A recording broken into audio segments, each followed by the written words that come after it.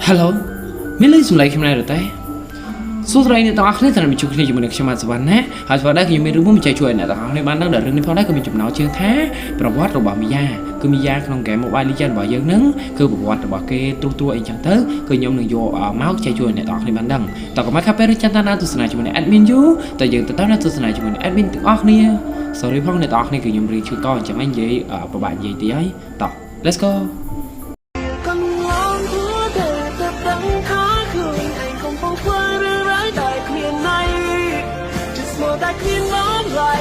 แต่ที่เรื่องข้าบังลอนเทียนเจอหน้าเราเลยบังไม่ก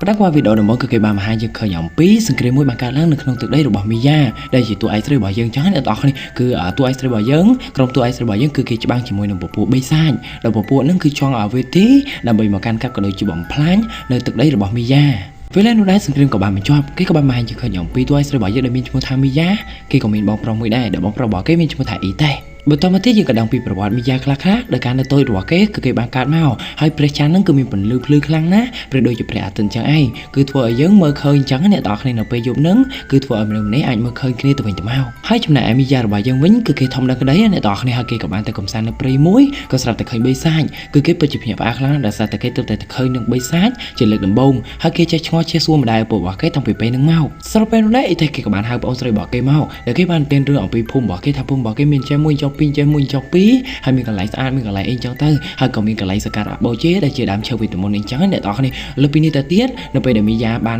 ទៅលប់ទៅវិញគេក៏បានជួបនឹងអញ្ញាបថាទេវតាព្រះច័ន្ទនេះចឹងចុះគឺទេវតាព្រះច័ន្ទនឹងក៏បានឲ្យធ្នូទៅកាន់មីយ៉ាបានធ្នូនឹងហើយនឹងក៏បានហាត់រៀនដែលនាងបានបាញ់បរាជ័យជាច្រើនគឺអត់សូវចង់គោលដៅទេដោយសារតែនាងទៅតែរៀនបាញ់ចឹងអ្នកនរគ្នាតែនាងមិនបោះបង់នោះទេគឺនាងព្យាយាមបាញ់រហូតតតែនាងចេះបាញ់ធ្នូនឹងបន្ទាប់មកមីយ៉ារបស់យើងគេក៏បានសន្យាជាមួយនឹងទេវតាព្រះច័ន្ទដែលគេថាគេនឹងការពារភូមិទីនេះមិនឲ្យមានរឿងអ្វីនោះទេគេនឹងខំប្រឹងប្រែងធ្វើឲ្យខ្លួនឯងខ្លាំងដើម្បីការភូមិនីតិនេះគឺមិនឲ្យពួកគេឈឺចាប់នោះទេហើយគេស្នងតំណែងនេះគឺស្នងតំណែងពីទេវតាព្រះច័ន្ទនឹងចឹងអ្នកទាំងអស់នេះដែលគេយកធ្នូទីពីទេវតាព្រះច័ន្ទនឹងមានន័យថាគេស្នងតំណែងពីទេវតាព្រះច័ន្ទនឹងហើយព្រោះហើយនៅពេលនោះផងដែរមីយ៉ារបស់យើងគេក៏បានចូលរួមកម្មវិធីអបអរការឆ្លងឆ្នាំរបស់សហគមន៍របស់គេចឹងអ្នកទាំងអស់នេះដែលការហ្នឹងគឺគេមិនដែលចូលរួមក្នុងកម្មវិធីនឹងទេហើយគេពិភាក្សាផ្អាកខ្លាំងនៅពេលដែលឃើញប្រជាជននៅទីហ្នឹងគឺគេចេះសាមគ្គីគ្នាបន្ទាប់មកមីយ៉ារបស់យើងគេក៏បានទៅយាមកាមក៏ដូចជាដើរល្បាតហើយនឹងការពារភូមិជាមួយនឹងបងប្រុសរបស់គេធ្វើឲ្យគេយូរទៅគឺគេថ្នឹកក៏គេដឹងថាទូនាទីរបស់គេធ្វើអីគឺគេគួរតែទៅកន្លែងណាអីកន្លែងណាចឹងអ្នកទាំងនេះដោយមិនបាច់ចាំបងប្រុសរបស់គេប្រាប់អីនោះទេ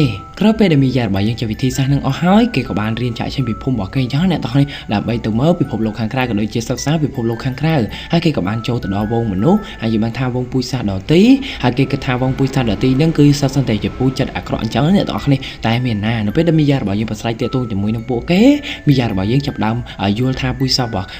់អ្នកដទៃក៏សិនតែមានភាពល្អក៏ដូចជាភាពអាក្រក់រៀងៗខ្លួនហើយគេក៏បានជួបពូជសាសន៍ដែលមានចិត្តល្អចិត្តអីក៏ច្រើនមកដែរហើយនេះហើយក៏គេចាប់ទ្របពូជសាសន៍ហ្នឹងគឺជាមិត្តភក្តិគឺជាអីអញ្ចឹងទៅលើពីនេះទៅទៀតមីយ៉ារបស់យើងគេក៏បានធ្វើដំណើរដើម្បីទៅរកអ្វីដែលថ្មីដែលគេចង់សារអញ្ចឹងអ្នកទាំងអស់គ្នាតែគ្មានទេនៅពេលដែលធ្វើតាមផ្លូវនឹងដែរក៏ស្រាប់តែមានកងទ័ពស្មៅមកក្រុមបានវាយឆ្មក់មីយ៉ាមីយ៉ានៅពេលនោះផងដែរគឺគេកៀងខ្លាំងណាស់ហើយគេក៏បានយកទ្រូរបស់គេបាញ់ទៅលើពួកកងទ័ពស្មៅនឹងពុំប៉ាំងធ្វើឲ្យពួកកងទ័ពស្មៅនឹងដេករៀបហើយនេះគឺជាទឹកដៃរបស់នាងដែលនាងទៅបាញ់លើដំបងអញ្ចឹងអ្នកទាំងអស់គ្នាគឺនាងទៅតែជួបសត្រូវពិតលើដំបងនោះទេព្រោះហើយនៅពេលដែលមីយ៉ារបស់យើងគេត្រឡប់មកផ្ទះវិញគឺគេបានអាប់ដេត skill របស់គេគឺ skill ពលឺប្រចាំនឹងអញ្ចឹងអ្នកទាំងអស់គ្នាskill នោះផងដែរគឺជា skill មួយដែលគេបាញ់ឡើងលើរួចទៅបន្ទាប់មកធ្វើឲ្យមនុស្សដែលឈរក្រោមនៅក្រៅព្រួយនឹងរបស់គេនឹងគឺកកទាំងអស់អញមិនថាកកស្លាប់អីចឹងទៅវេលានោះដែរជាព្រឹកទីចាស់ក៏បានតែងតាំងឲ្យមីយ៉ារបស់យើងគឺជាអ្នកដឹកនាំភូមិដែលមីយ៉ារបស់យើងគឺគេមានឋានៈខ្ពង់ខ្ពស់ក៏ដូចជាចេះ skill នៅពលឺប្រចាំហើយថែមទាំងបានការតែងតាំងបកគោធ្នូទឹកឲ្យទាពីទេវតាពលឺប្រចាំថែមទៀត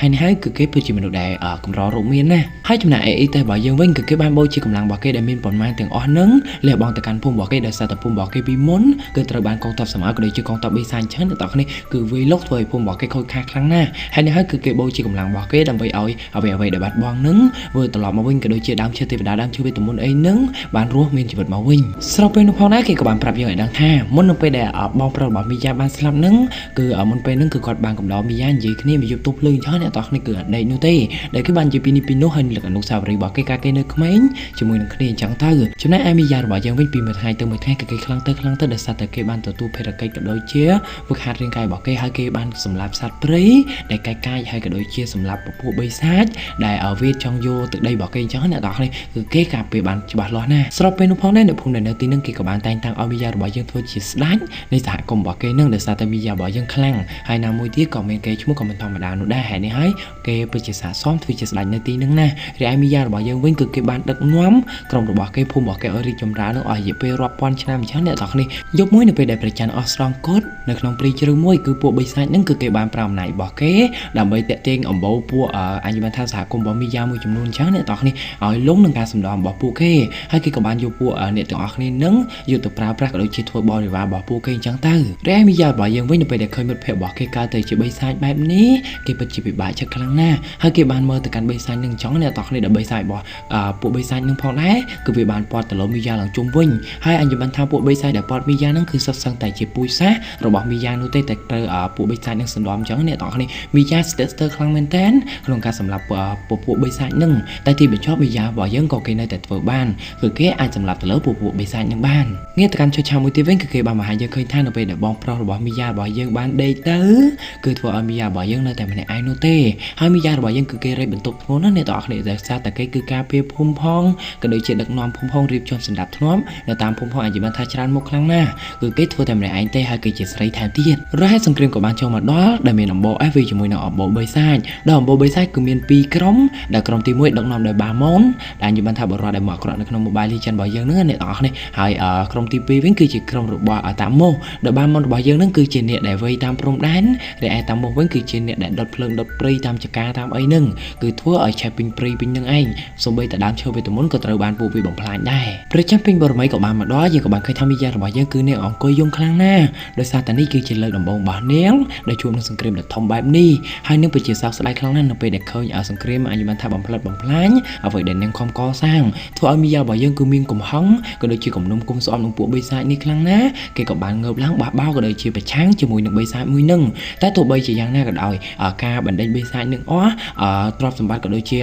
អ្នកភូមិដែលនៅទីហ្នឹងគឺត្រូវបានស្លាប់ក៏ចំនួនមិនតិចនោះដែរគឺច្រើនណាស់អ្នកទាំងអស់គ្នាហើយចំណែកឯនៅពេលស្អែកឡើងនៅវេលាថ្ងៃត្រង់តាមុនរបស់យើងគេក៏បានមកសងសឹកជាមួយនឹងមីយ៉ាគេវាយជាមួយមីយ៉ាមួយទៀតអញ្ចឹងអ្នកទាំងអស់គ្នាគេគិតថាមីយ៉ារបស់យើងខ្លាំងតែពេលយប់ទេដោយសារតែមីយ៉ារបស់យើងមានធ្នូពន្លឺប្រច័ណ្ឌអញ្ចឹងអ្នកទាំងអស់គ្នាអញ្ចឹងហើយគេគិតថាខ្លាំងនៅពេលដែលមានប្រច័ណ្ឌនោះទេតែមានណាមីយ៉ារបស់យើងទាំងថ្ងៃទាំងយប់គឺនាងបាញ់ចេញទាំងអស់ដោយសារតែធ្នូរបស់នាងគឺជាធ្នូទេវតាក៏ដូចជាមានកម្លាំងរបស់បងប្រុសរបស់គេជួយផ្សំនឹងលើទឹកដីនឹងផងដែរអញ្ចឹងអ្នកទាំងអស់គ្នាគឺនាងបាញ់បញ្ជាក់អស់កម្លាំងនោះទេធ្វើឲ្យតាមមុខរបស់យើងស៊ូទ្រាំជាមួយនឹងមីយ៉ាអត់បានហើយក៏បានបាយជើងរត់ពីទីនឹងទៅមីយ៉ារបស់យើងនៅពេលដែលទទួលបានជ័យជំនះនឹងហើយគឺគេបានចូលទៅលើកំពូលភ្នំអញ្ចឹងអ្នកទាំងអស់គ្នាហើយគេក៏បានយករឿងនឹងឲ្យអ្នកចងក្រងក៏ដូចជាអ្នកភូមិដែលនៅទីនឹងអ្នកណាដែលចេះសរសេរនៅទីនឹងឲ្យសរសេរប្រវត្តិរបស់នាងទៅហើយយកទៅប្រាប់គេតគ្នាទៅដើម្បីឲ្យអញ្ញបានថាអំបូរអែនឹងយកនាងធ្វើជាគំរូកុំឲ្យបោះបង់អីគឺឲ្យចេះតស៊ូដូចជានាងគឺនាងគឺជាអ្នករីមួយដែលតស៊ូមិនចេះបោះបង់នោះទេអត់រយៈពេលកន្លងផុតទៅរាប់ពាន់ឆ្នាំមនុស្សក៏បានចាប់ផ្ដើមអភិវឌ្ឍរីឯអំបូរអែក៏ចាប់ផ្ដើមអភិវឌ្ឍដែរហើយយើងក៏បានឃើញថាមានបរិមម្នាក់បានដើរចេញពីកណ្ដាលព្រៃតែអ្នកទាំងអស់គ្នាដឹងថាណាគេអត់បរិមម្នាក់នោះគឺជាបងប្រុសរបស់មីយ៉ាគេគឺជាអ៊ីតែនចង់អ្នកទាំងអស់គ្នាដែលកវើត្រឡប់មករបស់គេនេះគឺមិនមែនជារឿងមួយដែលអបិយោនោះទេគឺគេបានមានវេទមន្ត2បែបថែមទៀតនៅក្នុងខ្លួនរបស់គេដែលវេទមន្តទី1គឺជាវេទមន្តភ្លើងវេទមន្តទី2គឺជាវេទមន្តរន្ទះហើយនេះហើយបងប្អូនរបស់គេទាំងពីរនាក់ហ្នឹងក៏បានធ្វើត្រឡប់មកជួបគ្នាវិញហើយក៏បានរស់នៅជាមួយនឹងគ្នាយ៉ាងសុខសាន្តអូខេសាច់រឿងរបស់មីយ៉ាក្នុង Mobile Legends ក៏មានតែប៉ុណ្្នឹងទេសង្ឃឹមថាអ្នកទាំងអស់គ្នាកុំប្រកែប្រកាន់បើសិនជាមានការខុសឆ្គងកន្លែងណាខាន់ទៅអភ័យទោសផងអូខេថ្ងៃនេះខ្ញុំបាទសវណ្ណក៏មានតែប៉ុណ្្នឹងទេមុននឹងឈានដល់ទីបញ្ចប់សូមជួយចុច Like Subscribe នៅ Channel របស់ Admin ម្នាក់មួយផងណាលើន